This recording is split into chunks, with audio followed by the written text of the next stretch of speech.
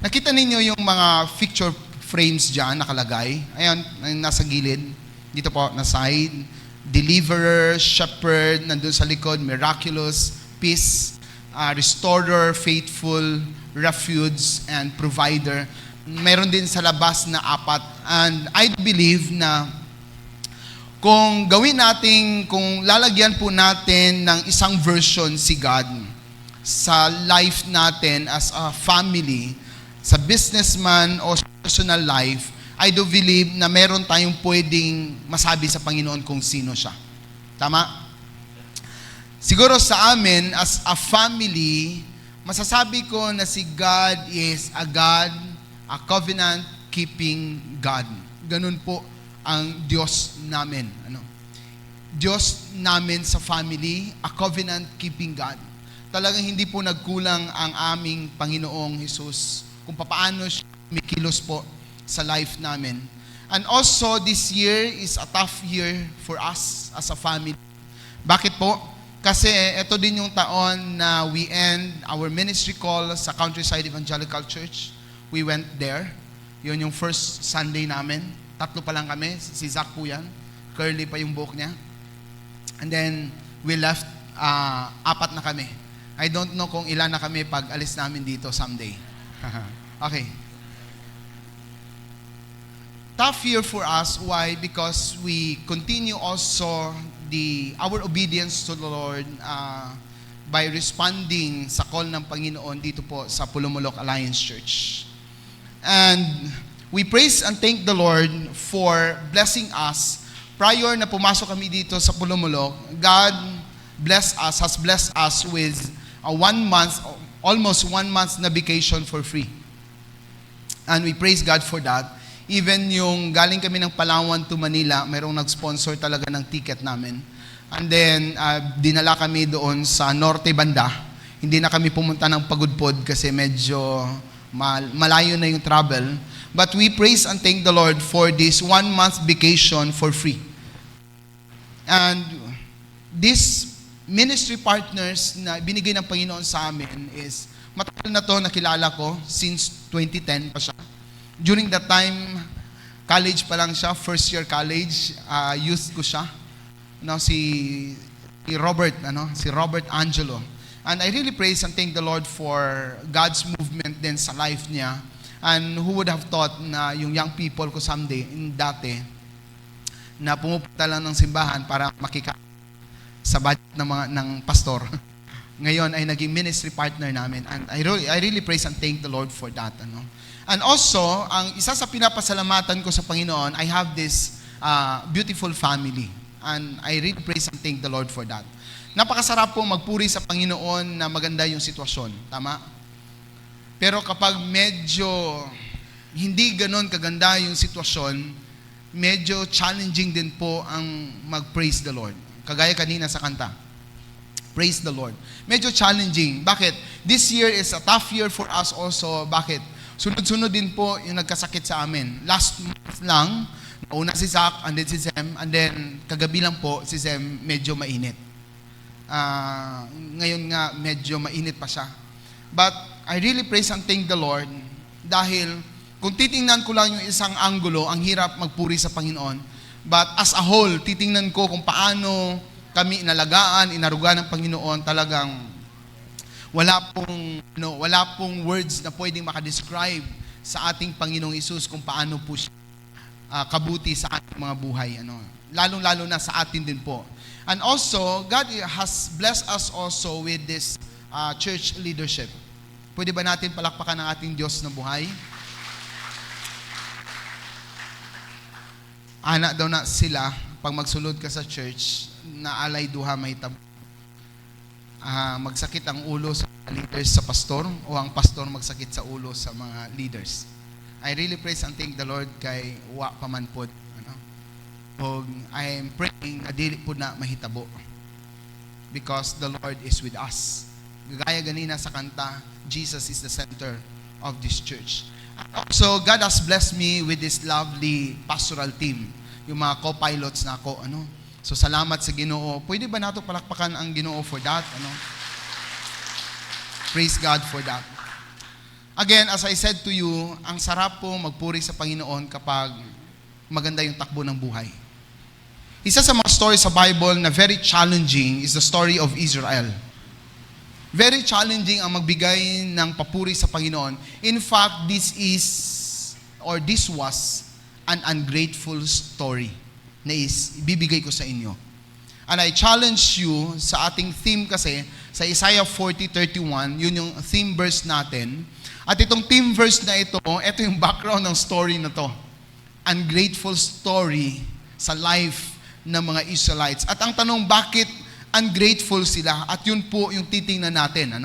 So, babasahin ko yung passage. Bakit po naging ungrateful sila? Sinabi sa passage, "Why do you say, O Jacob, and complain, O Israel? My way is hidden from the Lord." Ito yung complain nila. My way is hidden from the Lord. My cause is disregarded by my God. In verse 28, basahin po natin ang sabay. Go. Do you not know? Have you not heard? The Lord is the everlasting God, the creator of the heavens of the earth. He will not grow tired or weary, and his understanding no one can fathom. And in verse 29, go. He gives strength to the weary and increases the power to the weak. Grow tired and weary, the young men stumble and fall. Last verse, but those who hope in the Lord will renew their strength. They will soar on wings like eagles. They will run and not grow weary. They will walk and not be faint. Let's pray. Father, we thank you, Lord, for reading your word. Lord, I pray that you would speak to us, Father.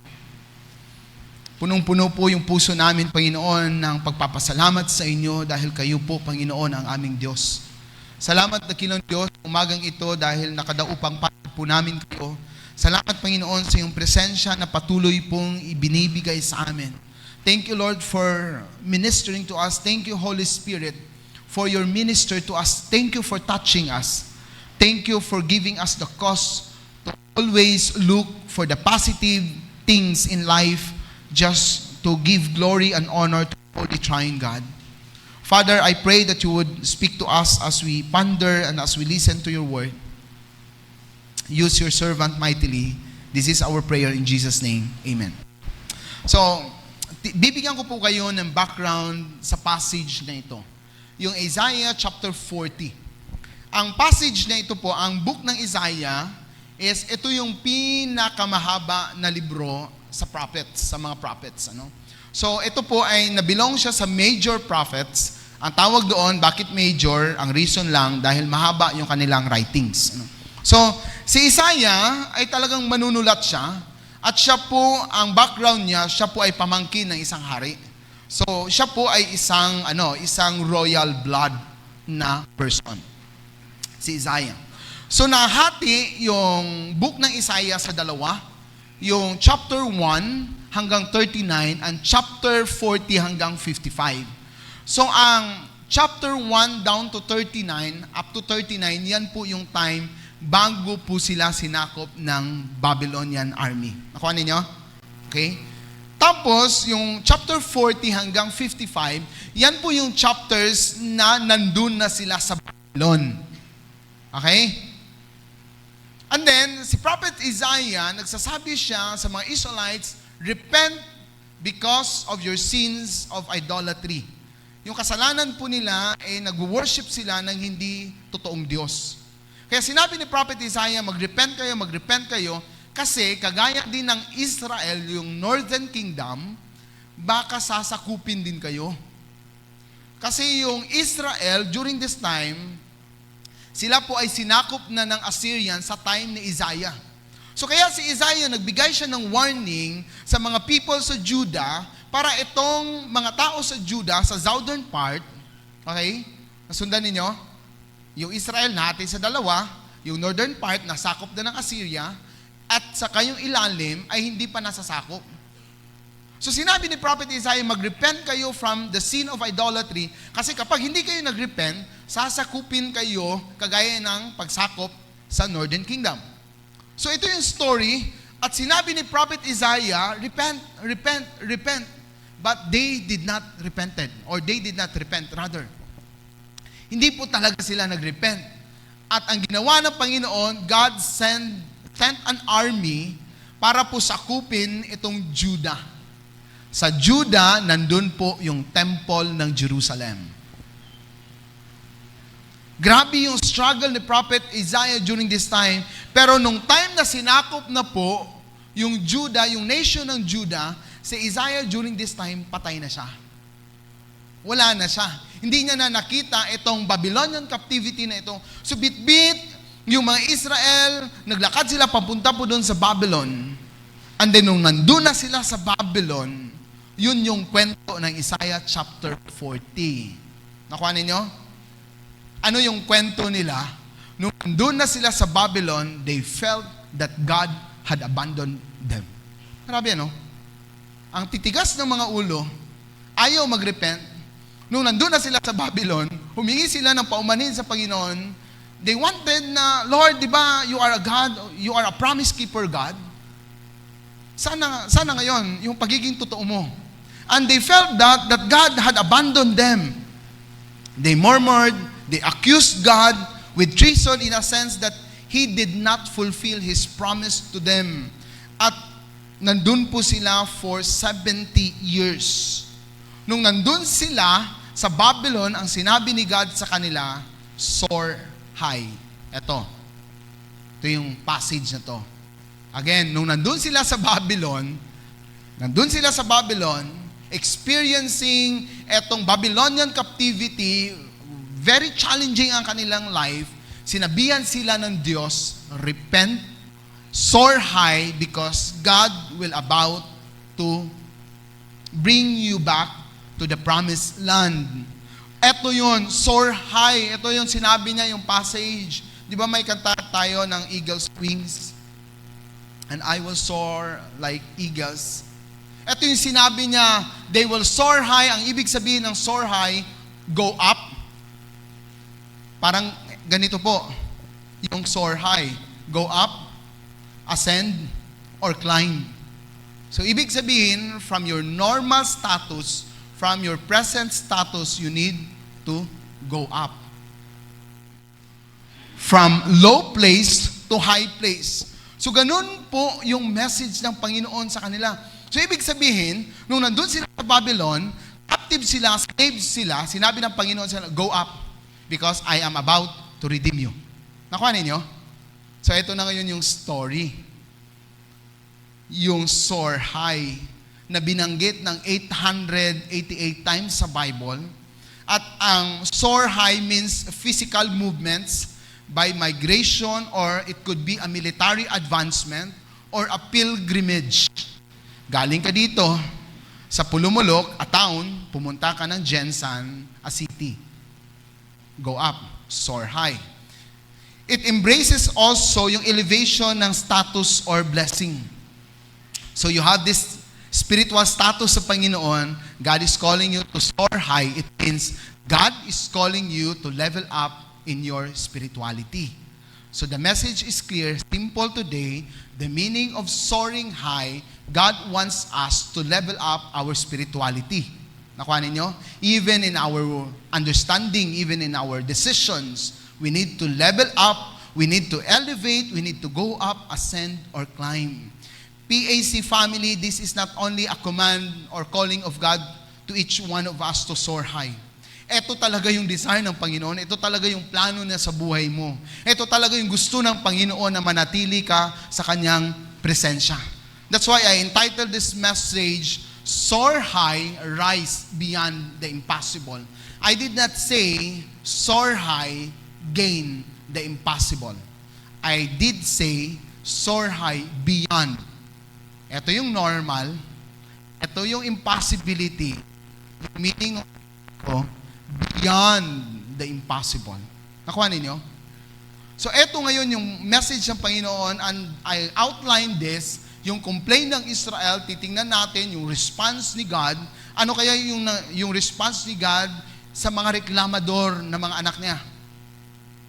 And then after that, even though sila mga reklamador, God assured them also. Okay? Are you ready? So sasagutin natin yung tanong na why did God command the Israelites to soar high even when they were facing discouraging and difficult situation? And I don't know kung ano yung mga difficult and discouraging situation ninyo during this time. Pero I believe na wala pong makakapantay sa ginawa or sa situation ng mga Israelites during the time na nandun sila sa Babylon. Very discouraging. Very difficult ang situation nila. Pero sinabi ng Panginoon, soar high. So titingnan po natin ito. And sa atin din, why does God call us to soar high above our current circumstances and reach beyond what seems impossible? May mga plano tayo.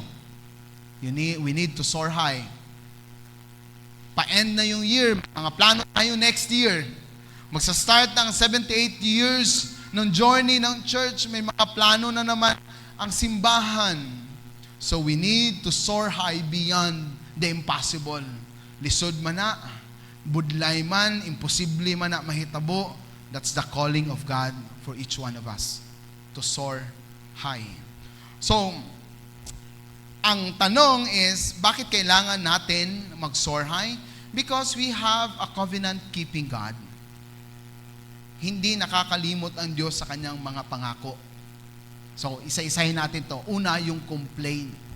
Yung reklamo, yung complain ng people ng Israel. Sinabi dito sa passage, why do you say, O Jacob, Judah, and complain, O Israel, my way is hidden from the Lord.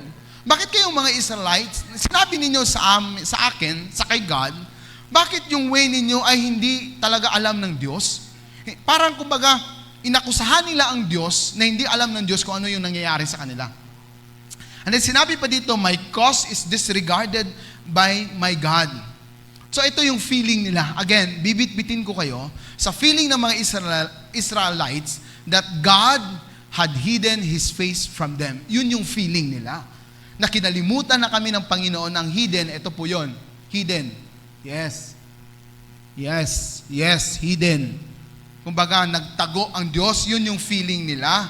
Tinaguan sila ng Diyos. Nagtago ang Diyos sa kanila. Kinalimutan sila ng Diyos. For 70 years of captivity in Babylon, they felt that Yahweh had took His presence away from them.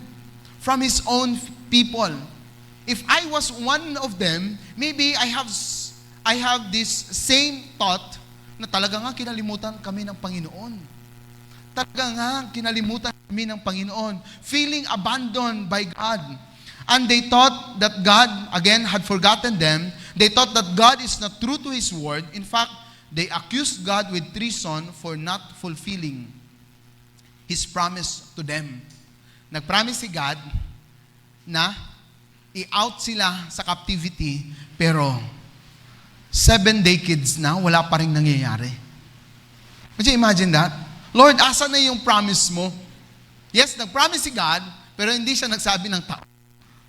Ito yung mahirap, yung pag-aantay. Kaya nga, sinabi ni God sa kanila, ano yung sinasabi ninyo? Na ako walang concern sa inyo, na ako hindi ko nakikita kung ano yung mga circumstances ninyo. So ngayon, sinasabi nyo sa akin na parang wala akong kwentang Diyos sa inyo, tinaguan ko kayo. Yun yung sinabi ni God sa passage. Ito pa, yung Ezekiel 11:17, ito po kasi yung pinanghahawakan nila. Ezekiel, sana yun? Okay. Yes, ito yung pinanghahawakan nila. This is what the sovereign Lord says, I will gather you from the nation. Bibit-bitin man kayo doon sa exile sa Babylon, pero I will gather you again. Ito yung pinanghawakan nila sa Diyos. Lord, ilang taon na, 60 years na, from 10 years, 20 years, Lord, namatay na yung parents ko, nandito pa kami sa Babylon. Lord, may mga anak na ako. Lord, nandito na ako, nag-asawa. Nakuha ninyo yung situation nila? And then, Lord, kailan pa ba? 40 years na, 50 years na, 60 years na, wala pa rin. Di ba nagsabi ka that you will gather us and will bring us back to the promised land? Asa na ngayon yung promise? You promise us to restore us. You promise us to make us whole again for 70 years, God was so silent. Again, if I was one of them, I might believe that God, the God of Israel, is not true. I believe that if you were one of them, you might also believe that the God of Israel is not true to His word. Hindi siya totoo. I would like to ask you this question. Have you experienced like this in your life? The waiting season. I don't know kung anong klaseng waiting. Yung mga pinanghahawakan natin sa Panginoon. Maybe there were times in our life that we experienced the same situation with Israelites. We waited for so long to the promise of God to be fulfilled, but until now, it never happened. Let me encourage you. God never neglects us. God never neglects us, nor hid His face from us. God is aware of what we've been through in our life. He is attentive to our predicaments, to our situation, to our pains. He is attending us. Alam ng Diyos yung pinagdadaanan mo ngayon. Alam ng Diyos, kilalang kilala ka ng Diyos, na may mga times na kahit yung misis mo hindi niya alam na umiiyak kang mag-isa. Nakikita yun lahat ng Diyos. Nakikita lahat ng Diyos yun, lahat ng pag-iyak natin. Ito nga sinabi ni David Sinabi ni David, "You have searched me, O Lord. You know me. You know me when I sit and when I rise. You perceive my thoughts from afar." Sinabi niya dyan in verse 3, "You discern my going out and my lying down. You are familiar with all my ways." Walang nakatago sa Panginoon. And before a word is on my tongue, Lord, know it completely. So meron pa ba tayong pwedeng itago sa Panginoon? Tingin kayo sa akin. Meron pa ba tayong pwedeng itago sa Panginoon? Wala. Lahat ng ating mga bitbit, mga kabigatan sa buhay, alam na alam ng Diyos. And the first reason why we need to soar high, because God is so attentive to us. He attends us 24/7. Hindi tayo kinalimutan ng Panginoon. God is attentive to all our pains and struggles. He is attentive na ang business mo ngayon ay nanghihina na. Alam yun ng Diyos. Hindi yun lingid sa kanyang kalaman. He is attentive also na medyo may mga struggling season ka sa life mo. God knows that you are struggling right now. He knows that you are having this depression season sa life mo. Alam yun ng Diyos. And maybe some of you, tinatago man natin sa tao that we are struggling in our marriage life, pero sasabihan ko kayo ulit, alam ng Diyos that you are struggling in your marriage life. He knows everything about you. Hindi po yun matago sa Panginoon. He is attentive to us. And let me repeat that again, God is attentive to us and to our needs. He never sleeps, He never slumbers, He cares for us. I don't know kung ilang years ka nang nagpipray that, God, Lord, please heal me from that not so good experience. Lord, heal me from this discouraging situation. Heal me, Lord. But again, I will repeat this, that God cares for us. Alam ng Diyos that you are struggling. Ramdam niya. Ramdam ka niya. Pwede niyo bang sabihin sa iyong katabi, ramdam ka ng Diyos? Yes. Ramdam tayo ng Diyos. Hindi lang aware si God sa mga situations natin, but God, hindi lang siya aware kasi iba yung person na aware lang, yes, alam ko. Yes, alam ko, di ba, sa mag-asawa. Yes, alam ko na ito yung mga projects ng anak ko, anak natin. Yes, alam ko na may meeting yung anak. Pero ang tanong, Dad, pupunta ka ba sa meeting? Baka alam mo lang. Iba yon. Ito yung kagandahan kasi si God, alam niya at siya ay tumutulong. Why? Because our God is able. Ito yung response ni God sa kanilang complaint. Okay, may complaint sila. Ngayon, may response si God. Ang response ni God, ito pa yung sinabi nila, do you not know? Through prophet Isaiah, response ni God, do you not know? This is a rhetorical question. Do you not know? Have you not heard? Hindi mo ba alam? Hindi mo ba narinig that the Lord is the everlasting God? The first declaration. And the second declaration, the Lord is the creator of the ends of the earth. Third declaration, He will not grow tired or weary. Hindi siya napapagod, hindi siya naaantok, and His understanding no one can fathom. Ito yung kagandahan. After complaint, God responded to the people of Israel that He cannot accept their complaint to the point that they doubted the power of God over the power of Babylon. Hindi lang ito simpleng complain, but this was a big issue to God. So sinasabi mo sa akin, kung nagko-complain ka, ito kasi yun, no? Tingin kayo sa akin.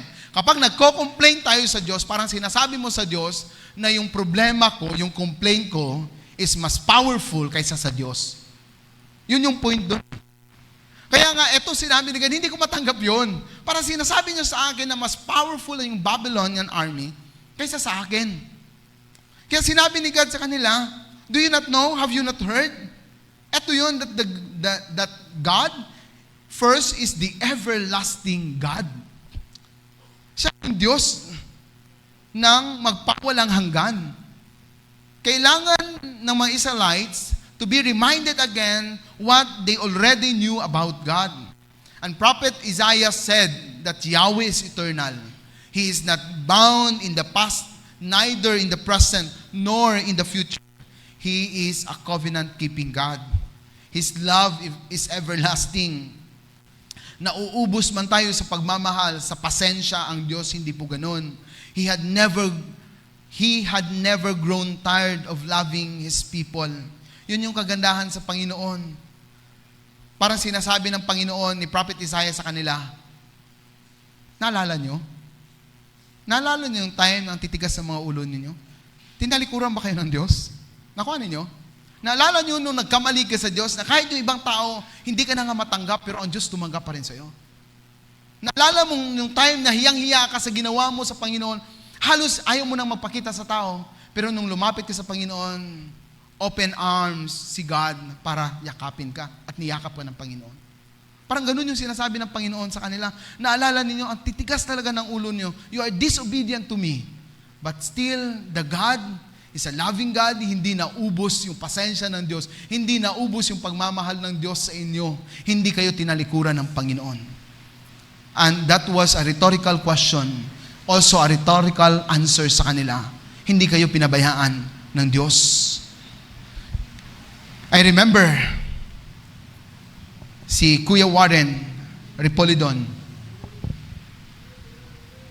Si Kuya Warren Repolidon, he is a pastor's kid ng Southern Baptist. Ang kanyang tatay is parang DMS. Siya dito po sa South Mindanao area. I do believe na nakikinig siya. I ask permission sa kanya na gamitin ko tong illustration. At saka si Ate Cecil Ungos Repolidon, siya po ay isang Christian din, lumaki sa simbahan sa Alliance. So ito si Kuya Warren, naging Alliance na siya nung galing siya sa Zamboanga. I think si Bugay, hindi ako nagkakamali. Pumunta siya dito, nakipagsapalaran sa buhay, sa Jensan, and then doon siya nakakita ng simbahan ng Alliance, kaya naging Alliance siya. Nag-meet sila ni Ate Cecil sa church, then nag-asawa sila. First year, we praise God, kasi sa totoo lang, alam mo yung, I'm sorry, disclaimer lang alam ko na meron kayo, maybe some of you may mga experience na ganito, hindi ko pa kayo kilala lahat. But I would like to share this just to give you a thought of a God, of a covenant-keeping God. After a year of praying, nga magkaanak, walang nangyari. 5 years later, praying and fasting, walang nangyari. 6, 7, 8, 9, 10. Walang nangyari. And they were hopeless. Totoo lang. Again, excuse sa word ko. Yung feeling na gusto mong makayakap ng sarili mong anak. Excuse to my word. Grabe yung prayer nila. 11 years, 12 years, 13 years, 14 years, 15 years. Dumating na kami sa kanilang life nung 13 years sila sa marriage. Kasi 4 years kami doon. Then after that, we've been praying. Grabe, lahat ng church nagpipray. And then, last year, they found out na nagkaroon ng yung PT, yung pregnancy test, first time, after 16 years of getting married, first time, na nag-positive siya sa kanyang pregnancy test. First time. And then, nagtuloy-tuloy, hanggang lumubo yung tiyan, lumaki. And, eto sila ngayon. 16 years of waiting and trusting the Lord. I don't know with you how many years you are waiting to God. But I challenge you that our God is a covenant-keeping God. Hindi tayo nakakalimutan ng Diyos. Kaya niyang i-extend ang kanyang kamay dahil makapangyarihan ng Diyos. Kaya niyang mag-go beyond the impossibility kasi again, makapangyarihan ng Diyos. Ang question ko sa inyo, ito din, may times din na nag-doubt na sila sa Panginoon. Yun pa yung taon, yung taon pa na yun last year, na hindi na sila nag-expect, kumbaga, na magkakaroon pa ng anak. Parang nag-stop na sila. Parang nakalimutan na siguro nila na mag-stop na mag-pray sa Panginoon. Kasi wala naman talaga nangyayari. And my question is, how many times you doubted the power of God in your life? Lord, 10 years, wala pa rin Lord nangyayari. Lord, yung banan ako, grabe nag-ampo-ampo na ako, luhod-luhod na ako, ginalihans na ako, ni kada gabi, wa man jud Lord. Just keep praying. Your timeline is different, is too different from God's timeline. Iba yung timeline ng Panginoon. Just keep holding sa promises ng Panginoon. How many times that our faith was shattered because of our impossible situation? How many times that we were at the crossroad of our life that either to continue or to retreat or to surrender, for it seems that God doesn't care us. The story of Israelites is somehow a story of us all. Parang kagaya din tayo ng Israelites, we believe that God is powerful. But when impossibilities in life hit us, we tend to back out that our belief that God is the God of miracles. Yun yung tendency natin. Hindi dito. Dito. Kaya nga we need to put things dito po, yung theology natin dapat maayos. Kasi kahit yung puso magsasabi, tingnan mo yung experience mo, mabigat na masyado, bumitaw ka na. Kaya nga nandito to eh. Ito yung i-renew sa atin, sa Romans chapter 12, i-renew to. Punuin to ng good theologies, ng good doctrines. Bakit po? Kasi kapag natitest yung puso, sulid yung pananampalataya natin sa Panginoon na hindi tayo pababayaan ng Diyos. Remember that the presence of trials and challenges does not mean the absence of God in our life. Alam nyo, ang na-experience ko based on my personal experience, etong presence ng trials and challenges in life, mas lalong na-highlight yung presence ni God. Yun yung experience ko. Let us continue believing in the Lord. Why?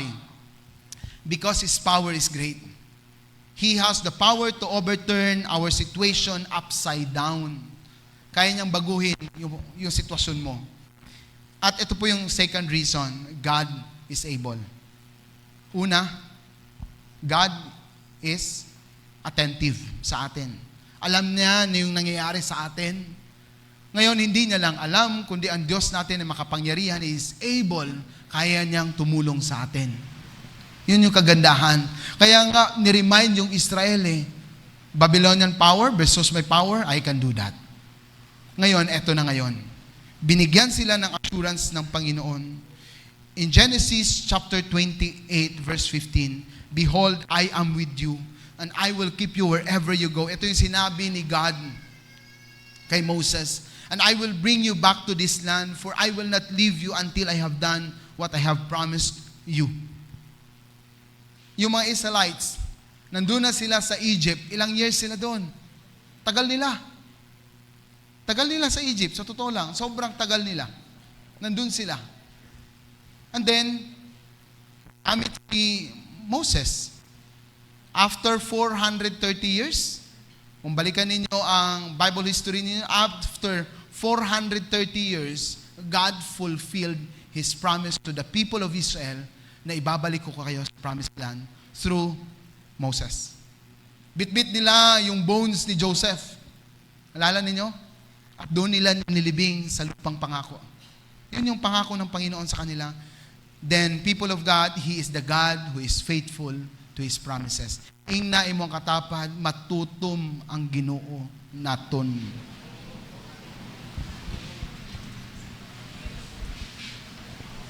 Every time you look at the Mount Matutum, remember that, matutom ang Diyos. Di kita pasagdan sa Ginoo.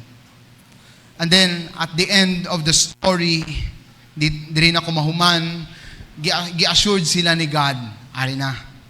Yung assurance ng Panginoon na binigay sa mga Israelites, in verse 29 to 31, sinabi ni Prophet Isaiah sa kanila, alam nyo ba, that the Lord will give you strength?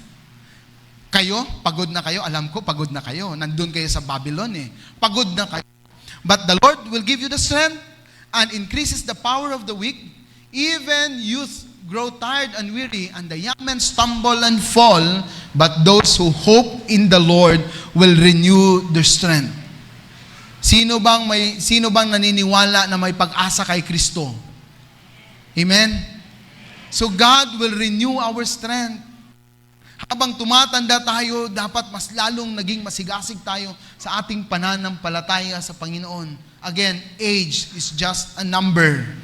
Dapat mas lalong lumalalim tayo. Choir, kabalo ko, damo na sa inyo mga senior. Pero padayon lang ta.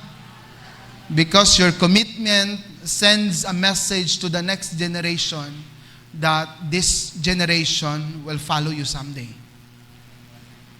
Ito yung sinabi ng Panginoon sa kanila. They will soar on wings like eagles. They will run and not grow weary. They will walk and not be faint. Can you imagine the exhaustion? Yung exhaustion nila nandun sa Babylon, the experience during that time, I don't know, maybe some of them patay na. Baka kalahati sa kanila, wala na. Hindi na nila na-experience yung pagbalik ng Panginoon sa kanila. And I am assuming during this time that some of them gave up. Some of them surrendered. Some of them hindi na talaga nagtiwala sa Diyos.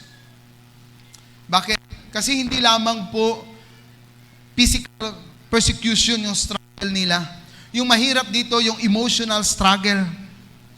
Ito yung na-receive nila sa mga Babylonian armies. I-compare mo yung situation nila sa Israel, ang layo. Kaysa dito sa Babylon, they were slaves here. Dito, talagang minahas sila ng lubusan ng Diyos. They were not just weary physically, but exhausted spiritually. This is a life-death scenario. Kaya, sinabi ng Panginoon sa kanila, mag-antay lang kayo. They were tired of trusting and hoping the Yahweh of Israel, who was their only chance. Kasi wala na eh, wala nang pag-asa. Ang pag-asa lang nila si Yahweh, ang Diyos. Ngayon, hopeless sila kasi yung nag-iisang Diyos na tutulong sa kanila, parang they felt na parang pinabayaan sila. That's the very reason why Prophet Isaiah was sent by God at binigyan sila ng message, the message of hope that God gives the strength to the weary. Ito yung, tingnan ninyo yung, tingin kayo sa, dito, sa DLP. May struggle sila, kailangan nila ng tulong, instant na tulong. Tapos, yung sagot ni Prophet Isaiah, sige, bibigyan kayo ng kalakasan ng Diyos. Hindi naman yun hinihingi nila, tama? Sa totoo lang. They wanted a deliverer. Gusto nila na immediate rescue, instant yung redeemer nila. Gusto nila na mayroong person, physical person, na kukuha sa kanila doon at ibabalik sila sa promised land, sa Israel. Yun yung gusto nila. At ngayon, sasabihan na sila, okay, bibigyan kayo ng strength ng Panginoon. So Lord, parang sinasabi mo, magsistay pa rin kami dito. Yes. That's the message for them. Ito yun. Strength to the weary. Di ba? Pagod na kayo. Okay, bibigyan ko kayo ng strength. Alam mo yung nag-pray ka, pero yung sagot sa prayer mo, iba. Yung nag-pray ka, Lord, more patience. Tapos yung anak mo, grabe. Lord, parang hindi naman ito yung hiningi ko. Patience ba? Bigyan mo ako ng pasensya. Ayun na nga, sagot ko eh. O sige, ito anak mo, ito, mister mo. Pasensya, gusto mo? O ito, mister mo. Pasensya. Ito yung feeling nila. Drain sila, exhausted, fatigue. At ito yung binigay ng kasagutan ng Panginoon sa kanila. At ito yung nakita ko, what a wisdom from God. What a wisdom from God. What a different perspective in life. Ito din ang verse 31. I observe these 3 action verbs. Soar, run, walk. Bakit? Parang baliktad ata. Run, dapat walk, di ba? Tapos run, tapos soar. Ito yon. Simple lang yung sinabi ng Panginoon sa kanila. I wanted you to fly like eagles. To soar high like eagles. Kung hindi mo na kayang mag-soar high, then run. Kung hindi mo na kayang mag-run dahil pagod ka na, then you can walk. If hindi mo na kaya, kung itutuloy ko pa, kung hindi mo na kayang mag-walk, then crawl. Just to continue to soar high. Nakuha ninyo yung message? Kung hindi nyo na kayang maglakad papunta ng simbahan, then mag-ask ka ng person na bibit-bitin ka sa simbahan. Nakuha ninyo? That's the message for us. Grabe yung assurance na binigay ng Panginoon sa kanila. Hindi man instant redeemer, hindi man instant rescuer, but His very presence who is available anytime. And God made Himself accessible to His beloved people 24/7. Nandito lang ako. Attentive ako sa inyo. Nag-attend ako sa lahat ng problema ninyo. May power ako. I am able to help you. Ngayon, eto yon.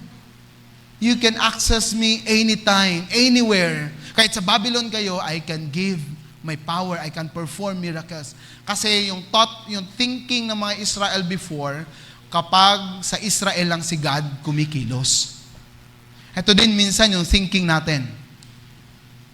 Ito, church. We thought that this place, platform, is the most holy. Kaya nga ayaw natin pupuntahan to ng mga bata. Tama? Diyan lang kayo kasi huwag dito. We think also that the sanctuary, the church, is the most holy place. Kaya nga medyo mababait tayo. Kasama ako doon. Bakit po? Kasi we're thinking with that. Ito yung thinking ng Israel before. God can perform miracles doon sa Israel. Pero sa Babylon, hindi niya kaya kasi iba yun. Ibang nation yun. Ito yung message sa atin. Wala po. Walang most holy place. Kasi kung meron mang holy place, andun na sa langit. Gusto mo pumunta? Huwag naman sana. Pero ang point ko ngayon is lahat po. Kung nandun yung presence ng Panginoon, ang importante po hindi yung place. Aanin mo man ang simbahan, wala naman yung presensya ng Diyos.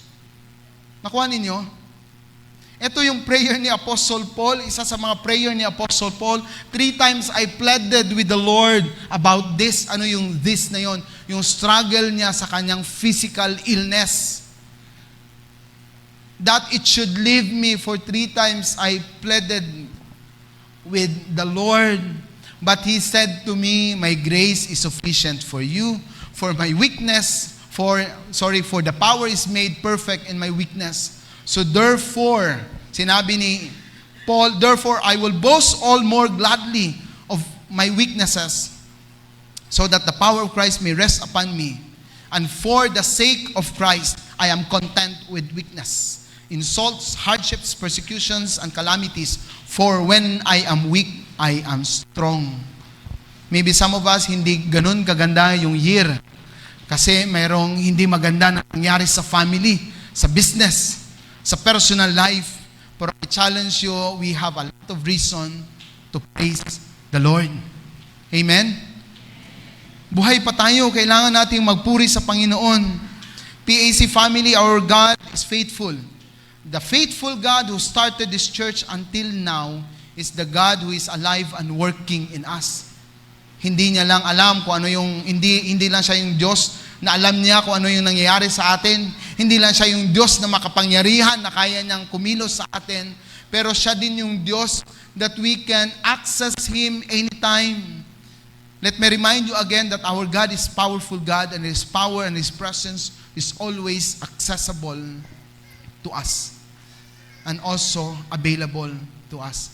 Third reason why we need to soar high from our normal status. Ito yon, ang ikatulo nga A. Unsa tong una, God is, kalimot na mo no? Kalimot po gani ko? God is attentive. Kaduha, God is able. And God is accessible. Ganyan po yung Diyos natin. We can access our God anytime. Kahit sa simbahan ka, kahit sa bahay mo lang, hindi na kailangan pumunta ng simbahan.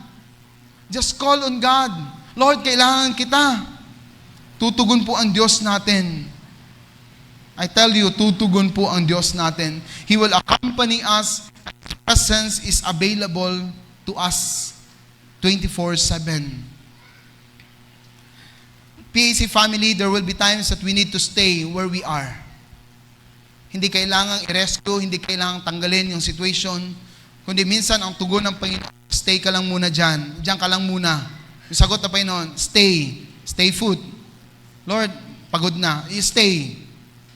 Because I promise you, I have my timeline sa iyo. Sasamahan kita, hindi kita pababayaan. Stay. Ito yung sinabi ni Moses sa kanila nung nandun sila sa wilderness. As I end.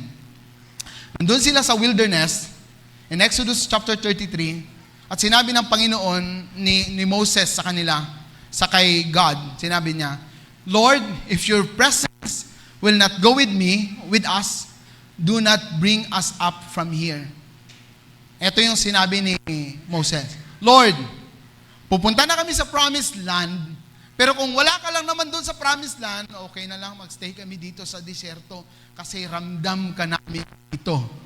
You choose the abundant life without Christ or not so good, not so abundant life, but with the presence of God. Kaya nga sabi ni Moses, Lord, mas okay pa dito na lang sa disyerto, dito na lang kami. Bakit? Ramdam namin yung presence mo, nandito yung presence mo.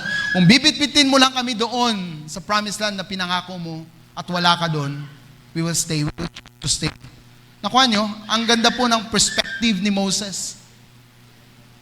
People of God, walang lugi sa atin pag pinili natin ang presensya ng Panginoon.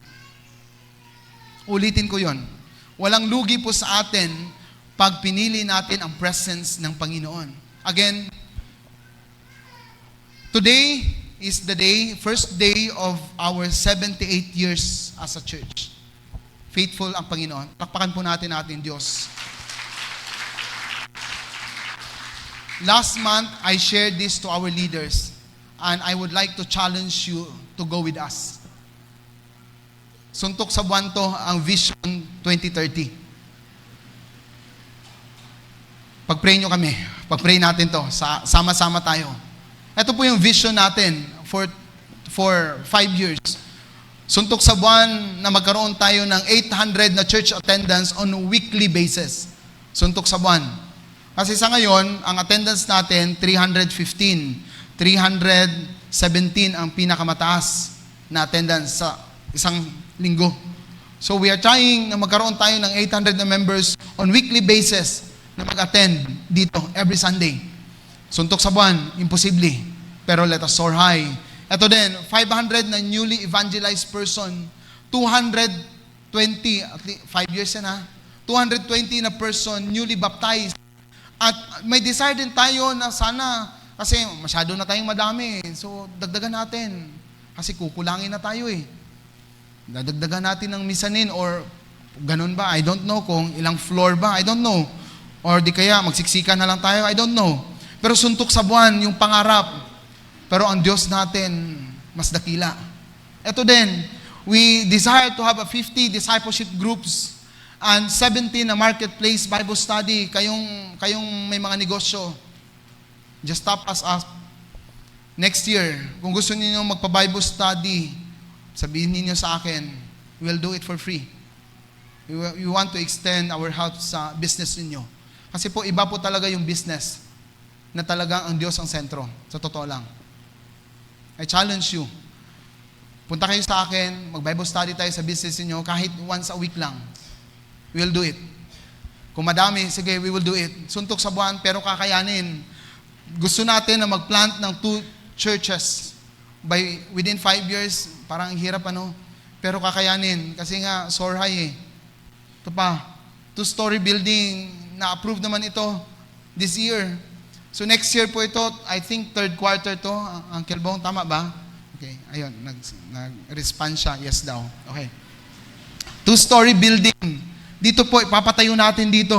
Suntok sa buwan, yes, suntok sa buwan. Pero dakila Diyos. Let us soar high. At ito, commuter van. Ito, hindi to suntok sa buwan. Maliit lang to. Kaya nga yung tugunan ng isang person lang sa atin dito Totoo lang. God has been blessing you for many, many years. And the Lord is so good sa inyo. Ito yun, suntok sa buwan. But I believe that we can do it. Why?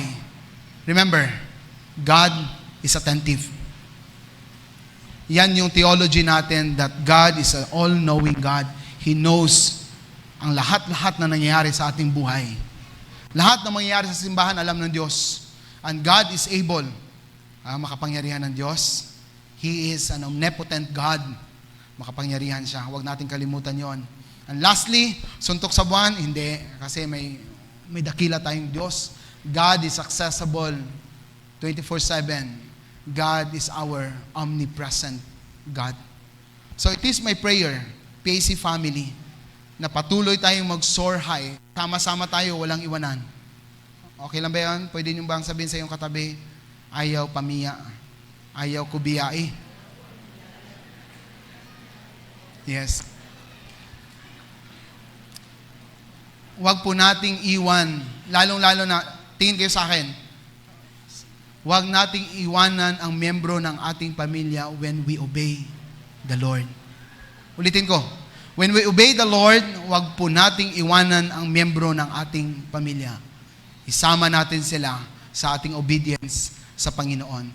The choir will sing a song na ang sabi ng song is, He will be faithful. Sinabi niya, may moments of fear, through every pain, every tear, there's a God who has been faithful to me.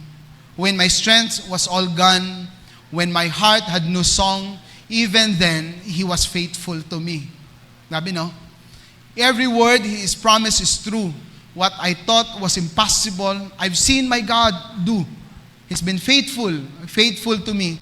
Looking back, His love and mercy, see, though in my heart, thank you, take note of this. Though in my heart I have questioned, even failed to believe who God is and what He can do, yet He's been faithful